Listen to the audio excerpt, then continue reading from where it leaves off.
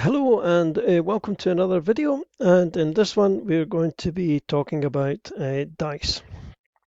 So the obvious place to start is down in the dice tray here. We can see we've got an array of dice, and what dice appear here will probably depend on the rule set that you're using. But this is the 5e rule, so we've got a d20, a d12, a 10, 8, 6, 4, and we've got percentage dice.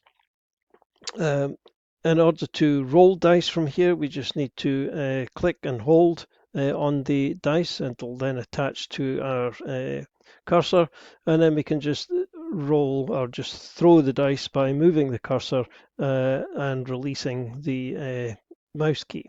The harder we do this, the more the dice will zoom around the table. If we don't want to make a roll, we can just drop it and nothing will happen. We see that nothing happens here in the chat. If we wanted to roll multiples dice, let's say we wanted to roll a bunch of d10s, we've got two options. We can click and hold, and then we can right click to add however many dice you want, and then make your roll. It'll roll the dice, add them up, and put the result in chat. Or if we wanted to roll a specific number, if we right click over the dice, then we can pick up, let's say we want to roll 10, and we can roll 10 dice that way.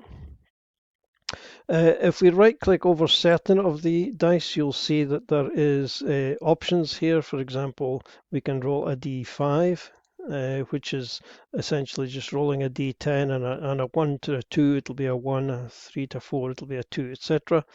And similarly with the d6, we've got some custom dice in there. We can roll a d2, a d3, or a d0. Some of these expressions are used in certain games. If we pick up the percentage dice, then we get two. One of them will be showing the tens, and the other will be showing the units. So when we roll these, then whatever comes up, 36, and it gives us the total in the chat box. We can also roll dice from our character sheets. So if we get Bob the Fighter up here, anywhere on the character sheet where we see this little dice expression or dice icon means that we can make a roll here. So if we wanted to make a con ability check, then we just click on that dice. It makes that check for us, puts the result into chat. An intelligence saving throw, death saves, initiative. If we pop over to the skills tab, we can also see these dice icons on the skills as well. So if we want to make an athletics check, we can just click on that and it'll make the appropriate roll. If we switch over to the actions tab, we can see that there's little icons here for attack. So if we click on that, then it'll make an attack. Similarly for damage and things like healing and anything like that down here, we can click on these and it'll make the roll for us. We can also drag these expressions. So if we wanted to make an attack on a particular creature, we can drag and drop that onto the creature. Similarly with the damage and anything else that we wanted to do. We can also use the targeting as well. If we have targeted a creature, then we can just click on that and it'll make the roll. So there's multiple ways to make the dice rolls for characters and just from the dice pool. And we can also use, or the DM can use the NPC sheet to make rolls. When we mouse over these, we can see we've got an attack roll here is highlighted. We can just double click and that will make that attack roll. We can do things like saving throws as well. We need to have a target for that. So, well, we don't have one, but if we were to click and hold and drop that onto a player character, then it would make the saving throw. And finally, the DM can also make rolls from the combat tracker. If we put our NPC onto the combat tracker here, go to the offense, then we can make any of the rolls that we need to make from here just by, again, highlighting and then double clicking And since we've got characters on the combat tracker, if we click and drag that saving throw, it'll make that saving throw for us. You can also use dice expressions by typing them into the chat window. So if we go down here and /die, and then add in a dice expression, so let's say 2d6, and when we press return, that's going to roll the 2d6 for us and put the result into chat. We can do more exciting things, like for example, let's say we wanted to roll 4d6 but drop the lowest, so 4d6 d1. And if we wanted to preserve this before we press return, if we drag this and drop it into one of our quick bar slots, we can then use that to roll that dice expression. And you can see that it's rolled 4d6 and it's dropped the smallest dice, giving us a total of 13. We can also add some text to that if we wanted to identify what this roll is about. So again, 4d6, drop 1, and let's say this is a strength roll. And again, we can just drag this to a quick bar slot, use the quick bar slot then to make the roll, and it tells us that our strength roll is 11, and we've dropped the 2. Now there are several other dice expressions, and I would recommend that you go to the wiki and have a look at the various dice expressions that you can use there. And you can use these by just dropping them into your quick bar slot and using them from there. So that's that. If we have a look at the player screen, then the players have got exactly the same as the Dungeon Master does. They've got their dice box here, they've got their character sheets where they can roll all the dice, etc. There's one other thing that might pop up, and that might be the dice tower. So if we are playing with the GM rolls turned to off, on, which means that the players are going to be able to see the dice towers. We might have some in some circumstances where we don't want the players to see the dice rolls that are being made. So if we switch the dice tower on, and we can see now that DM has got one, and if we switch over to the player's view, we can see that the players have also got a dice tower down at the bottom right here. Players can then drag these dice expressions or the dice and drop them onto the dice tower. You see a shadow dice goes, but we don't get any indication of what the result was on the player side. We know that we've rolled that particular check, but we don't get the result. If we pass on to the DM now, then the DM sees what the result was. So that's the dice tower. The dice tower will only appear for the Dungeon Master if we've got show GM rolls set to on. And again, the Dungeon Master can make rolls into the dice tower. Now, you can't make attack, damage, or saving throw rolls into the dice tower, but you can make any other checks into the dice tower, both the player and the DM. Okay, so what else can we do with dice? Well, if we open up the dice here by clicking on the little dice tool, then we get this window, which gives us a huge range of options as to what we can do with dice.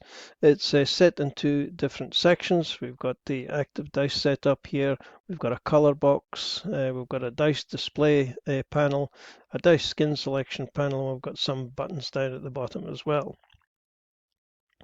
So the first thing here is the default dice, and this is just showing what dice you're using by default. And obviously you can see this is the same dice as I have selected down here. And you'll also see there's this little panel up at the top right of this icon showing a little color palette.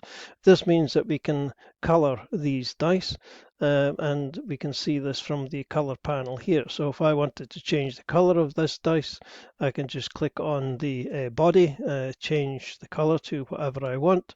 I can also click on the text panel and click on any color that I want, and I now have a different set of dice, a different color of dice, and you can change these to whatever you want. You can also click on this little icon here to randomly make all sorts of different kinds of dice, so you can click on that to your heart's content. If the dice here doesn't show, like for example this one, if it doesn't show a little palette, then you can't color that dice. So not every dice set is colorable. Some are, some are not, and the ones that are will have this little palette icon in the top right. So in the next panel, we've got the dice display, and we've got a set of dice which mirrors the dice here. If you click on any of these dice, then it will make it disappear. So if we don't want to use the D100 or the percentage dice for some reason, then we can switch that off. And indeed, we can switch off all the dice just simply by clicking on them, and we have disappeared our dice panel entirely. Let's bring them all back. We can also change the size of the dice, both the tray dice and the dice which roll. So at the moment, the tray dice is set to 100, but we can make that smaller, down to 80%, or we can make it larger, up to 120%. And we can also change the dice independently when they roll. So we can have down to 80% again. So when we roll these dice, they're little tiny things, or we can make them absolutely huge by just clicking this. Maximum is 240%. So when we roll this now, we get massive dice floating about on your screen. Let's just pop down now to finalize the dice tray. We've got this little button here, dice tray unlock. So if you don't like the position of the dice, you can unlock the dice tray from this panel here, and you then are able to move the dice panel around to wherever you want. You've got a little lock icon here as well, so we can now lock that to wherever we want. If we mouse over this area again, we get our lock icon back. We can unlock it, and then we've got a little button here to reset the position to put it back to where it started. So you can use this button to unlock the dice tray, or you can just simply mouse over this area here and use this button to unlock it, and then you can move the dice tray around and lock it into a new position. So now we've got the dice skin selection window. We've got a drop down here, and this allows us to select whatever dice type we have. Now what appears on the screen here will depend entirely on what you have purchased or what modules you've bought, where there's a product tie-in, for example. So yours are going to be different from mine. But if I click on any one of these, let's click on the product tie-ins, then it'll show us all the dice that you have, which are tied to a particular product. So these, for example, are the Stormlight dice. These are the Blade Lord dice, and these are the Dragon Queen dice. And each of these, in this case, are product tie-ins, but if we go down further, we can go to metal, for example, or we can go to any of the ones that we have purchased or you have available, and you can just select that particular set, or you can select them all. So if we go back to the elemental, not the elemental basics, let's go to the metal ones. We can see that some of these have got the little icon, palette icon that I was talking about, and that indicates that these can be colored. And if you want to make these or one of these dice your default, you just simply click on it, and then it changes the icon up here and changes the icon down in your dice tray as well. If we selected one of these other ones that can be colored, then we're going to get our color chart up, and we can then make the color of these dice whatever we want. So that's how you would select the default dice for your particular case. Now, players have this option too, and again, it depends on what dice they have purchased. The dice are not shared by the DM like many other things are. If players want dice, then they have to buy them themselves, but they have exactly the same options. So if they go to the dice tray, then they can select what dice they would like to choose as well. So let's say this player decides to use this dice here, then they will roll those dice, and that will be different from the DM or any other players. So dice are independent of the user. It's not if the DM selects this for their dice, that's not going to affect the players at all. They can set their own dice skin. Now, in addition to all of that, there are two further options here for customizing your dice. Let's look at the damage dice. If we click on this button here, then it opens up a new dialog, and it shows the all the different kinds of damage that you can do, including some odd ones like adamantine, cold iron, silver, etc. You also have bludgeoning, piercing, and slashing, magic damage, healing, healing for health, and healing for temporary health. And these all have specific dice in them already. And if you wanted to customize these, then you can do so simply by clicking on a dice in the dice selection window here and just dropping it into one of these custom slots. We can also do that for just general damage, so whatever we want, we can add that in there, and we can make that gold, for example. So if we've got a player now who's doing damage, go to the Actions tab. He doesn't have any damage. Brilliant. Let's go to Bob the Fighter. And it's going to roll that dice that we just selected, and that's the default damage dice that we're going to be rolling. If we don't have a default dice, if we remove that altogether and then we roll some slashing damage, then it's going to use the dice which we have set for slashing, which is, we actually haven't set a dice, but if we wanted to, if we set a dice for, let's see, pick one of these and we set this to slashing, then when we do slashing damage, then it's going to use the dice that we just selected. So that that is the damage dice, and as I say, we've got healing down here as well. So if we do some healing, then it's using the dice which has been selected for healing for health, and if we had one for temporary hit points, it would roll this one here. Any other healing is going to roll that one there.